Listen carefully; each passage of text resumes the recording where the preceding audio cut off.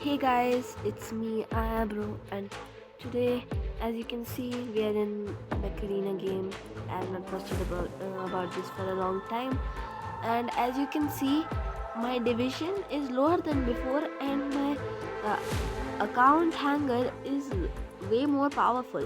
That is because I've started an alt, but with the right information. Today, I'm going to show you how to get an alt like this. I've only been playing for 9 days, and look at what all I have. I have Killshot Versa 8. I also have Search Revoker 8.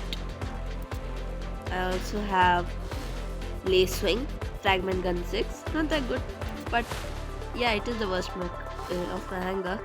And then we have Aegis Nail Launcher 10, Cryo Launcher 6. I just got that Aegis. And here we have Zephyr Ember Gun 8, which is also a good combo. So today I'm going to show you how to get all of this in Macarena. And keep in mind that I can't tell you a specific guide for Versa, as I just got lucky in the Crate Rush event.